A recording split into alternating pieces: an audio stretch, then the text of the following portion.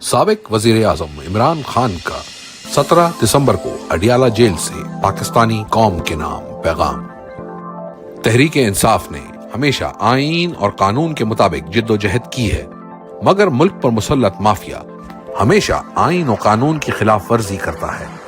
9 मई और 26 नवंबर की तहकीकात के लिए जुडिशल कमीशन का क़याम और अंडर ट्रायल असीरान की रिहाई हमारे जायज मुतालबात हैं। मैं सिविल नाफरमानी की तहरीक चंद दिनों के लिए मौखर कर रहा हूं। इस दौरान तहरीक के खतोखाल और टाइमलाइन का फैसला करूंगा। 7 ऐसी वजूहात हैं जिनकी वजह से हमारे लिए सिविल नाफरमानी की तहरीक शुरू करना जरूरी हो चुका है। नंबर 1, 2023 में लंदन प्लान के तहत पंजाब और खैबर पख्तूनख्वा असेंबलियों के इलेक्शन आईन के बरखिलाफ 90 दिन के अंदर नहीं कराए गए, क्योंकि इलेक्शन से पहले तहरीक इंसाफ को खत्म करना मकसूद था। नंबर 2, 9 मई से पहले ही मुझ पर 140 से जायद मुकदमात बना दिए गए थे। रेंजर्स ने मुझे इस्लामाबाद से अगवा किया, जिसको सुप्रीम कोर्ट ने गैर कानूनी करार दिया। 9 मई एक फॉल्स फ्लैग ऑपरेशन था, जिसके तहत हमारे लोगों को गिरफ्तार करना मकसद था। 10,000 अफराद को गिरफ्तार करके झूठे मुकदमात में जेलों में डाल दिया गया। हमारे कारकुनान और पार्टी रहनुमाओं पे तशद्दुद किया गया, इनके घरों को तोड़ा गया, इनके खानदानों को हरासा किया गया। इनको अदालतों से जमानत मिलते ही किसी नए झूठे पर्चे में गिरफ्तार कर लिया जाता। मेरे अगवा से लेकर कारकुनान पे तशद्दुद, गिरफ्तारियां, सब कुछ गैर कानूनी और गैर आईनी था। इस जुल्म के खिलाफ सुप्रीम कोर्ट पे पिटीशन दायर की, लेकिन सुप्रीम कोर्ट ने इंसानी हुकूक की इन बदतरीन खिलाफ वर्जियों का नोटिस तक ना लिया। काजी फायज ईसा हुकूमत के साथ मिला हुआ था।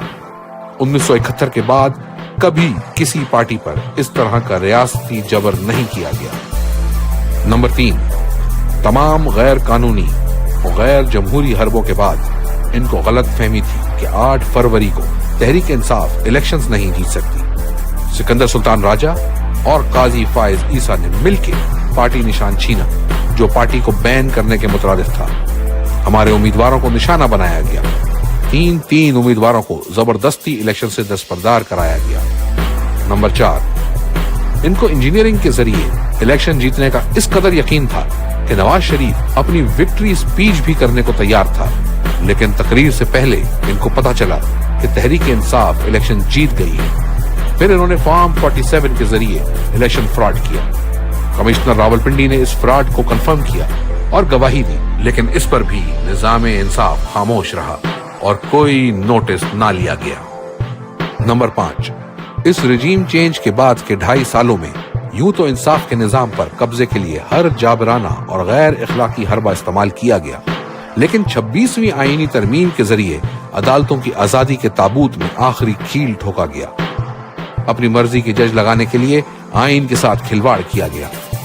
इस तरमीम की मंजूरी के लिए जो हरबे इस्तेमाल किए गए वो भी एक मुज़हका खेज दास्तान है, लेकिन इस सारे मामले पर भी ना अदलिया ने कोई नोटिस लिया, ना रियासत का चौथा सतून समझे जाने वाले मीडिया में इसके खिलाफ आवाज बुलंद करने की अखलाकी जुर्रत थी। नंबर 6, सुप्रीम कोर्ट के फुल कोर्ट के फैसले के बावजूद तहरीक इंसाफ को आज तक मखसूस नशिस्तें नहीं दी गई। ये ना सिर्फ तौहीन अदालत है, बल्कि अवामी फैसले की तौहीन और जमहूरियत पर शब खून भी है। नंबर 7, 26 नवंबर को हमारे पुरअमन और निहत्ते सियासी कारकुनान पे गोलियां बरसाई गई। हमारे कारकुनान मुकम्मल तौर पे पुरअमन थे, उन्होंने किसी को नुकसान नहीं पहुंचाया था। इनका मुतालबा आईन और जमहूरियत की बहाली था। ना तो लॉ एंड ऑर्डर की सूरत हाल थी, ना ही कोई और पुरतशद्दुद कार्रवाई हुई, लेकिन इसके बावजूद हमारे लोग शहीद किए गए। 12 लोग मगरिब से पहले शहीद किए गए और बाकियों को रात बिजली बंद करके गोलियां मारी गईं।